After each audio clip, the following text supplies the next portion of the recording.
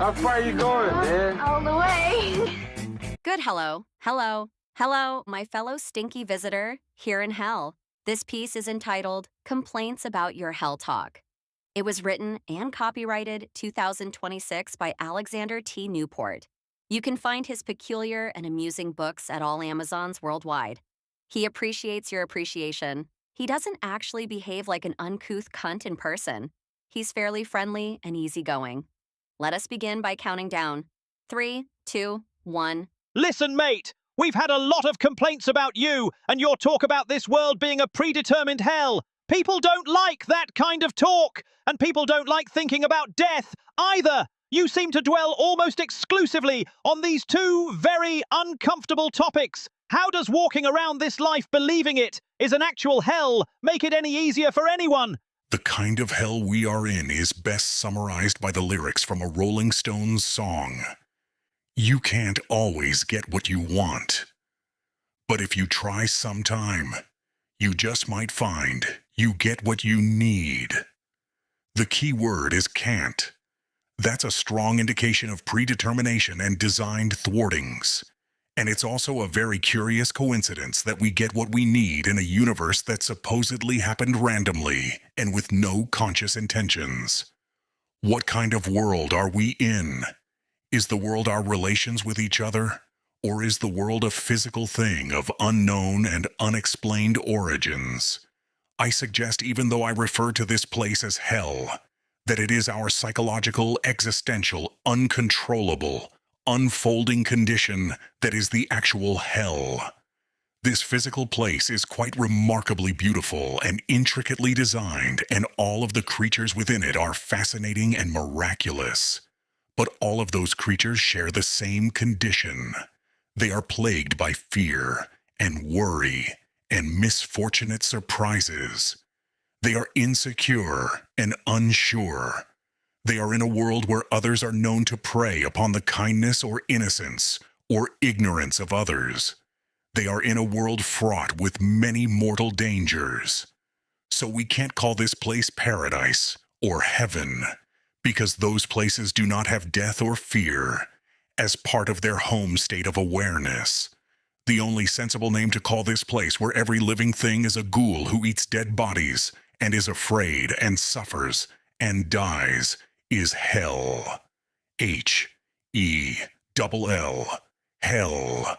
Your observations, even if they are true, scare the shit out of people. They don't want to think of this life as hell. They prefer to consider it as a precious one-off gift that should be prolonged at all costs. They prefer to think of this life as an endurance contest that they are obligated to get through with as much grace and least anger as possible. Describing this life as hell is an act of disrespect and should be, by all rights, illegal and punishable by fines and imprisonment. But again, I implore you, how do you benefit from believing this is hell? Or are you just a desperate, egomaniacal attention whore making this stuff up for clicks and likes and subscribers? Answer me! I'm talking to Jew! I suggest in the strongest terms possible that you mind your tone with me. I am 6'10" and weigh 345 pounds. I could squeeze your face like an orange with one hand and watch your brain spill out of your eyes and ears. Now listen, mate. Since I see and feel the futility in any efforts to legislate or control this world, or my inner life, into a heavenly realm free of worries and disappointments and injustices and inequalities, then I free myself from demanding or expecting such things, and thus reduce my stress levels. You mean you stop caring about others and only care about your own selfish interests? That sounds heartless and cruel. You're a stinky, horrible man and I hate you. It's as true as the sky is blue. I can't give much of a damn about the suffering of others because everyone is suffering, and most don't realize, or they willfully deny, they are in hell. So they keep being astonished by bad news about injuries and deaths and disasters. If they realized those things are not mistakes in a heavenly world, but are happening in a world that is an opposite and inversion of a heavenly world, then they too would call this world hell. Any place where babies and infants are raped and murdered in spite of the alleged existence of Jesus and Brahma and Muhammad and Allah has got to earn the title of being called a hell. What the fuck else would you call hell? If this isn't hell, then please describe what happens in hell. If wars, chemotherapy, guns, lawyers, locks, murders, vaccines, angry spouses, abusive parents, Alzheimer's, Parkinson's, tyrannical governments, and suicides are not what happens in hell, then please tell me what does. I can't wait to hear of a more despicable place. Go on, spit it out, motherfucker.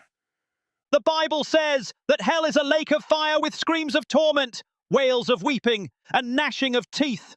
That's where you belong, faggot, for disparaging our beautiful blue marble in space. Your curmudgeonly outlook is misanthropic and soul-destroying. You are a slayer of hope and utopian visions. No possible good can come from regarding this world as hell. You cannot let yourself off the hook and obtain subgenius slack by believing you are living in a predetermined nightmare where it is futile to expect it to ever become a painless and fearless happy dream. If this is truly hell, then you are here to suffer with the rest of us, and it is therefore not fair if you find a way to let yourself off the hook. Where we go one, we go all. Do you understand? Answer me. I'm talking to Jew.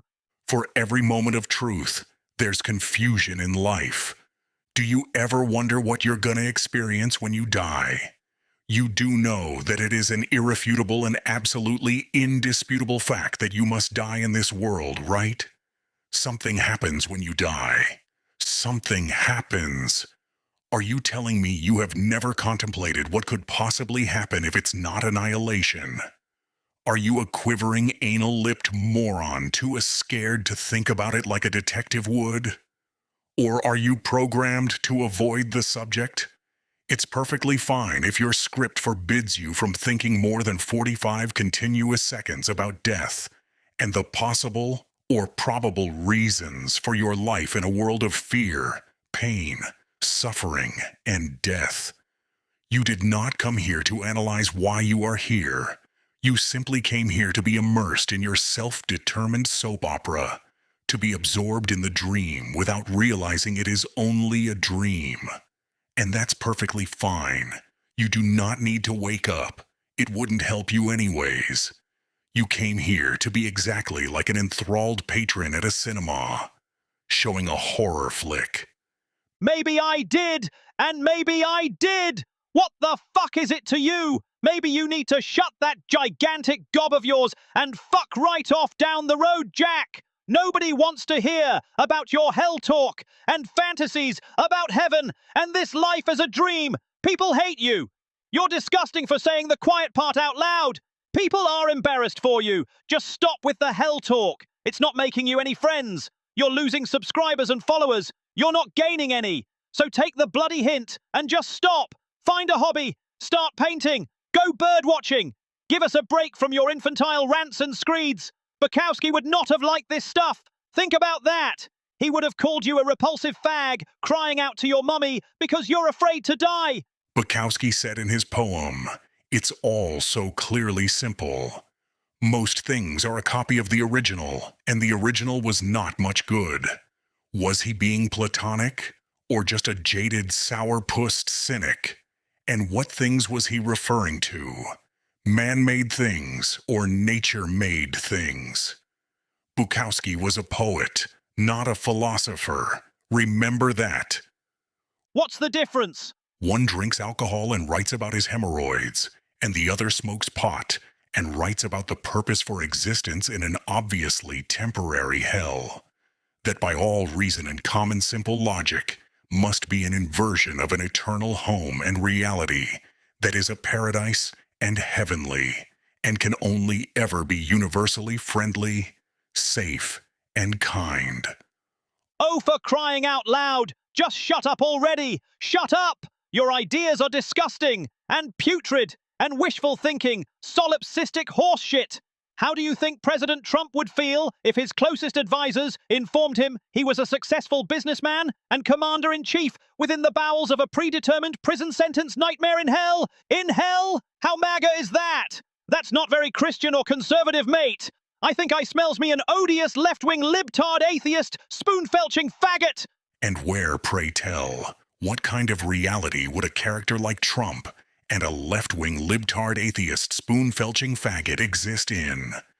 Would they exist in paradise, in heaven, utopia? Or has it never occurred to you that the stuff here in this reality that feels wrong and shockingly bad and icky and yucky, that all of it is unnatural, not natural? And why should it feel unnatural? Why does that strongly suggest that what is actually natural is the opposite? The inverted. Think about it. Chew on it for a while.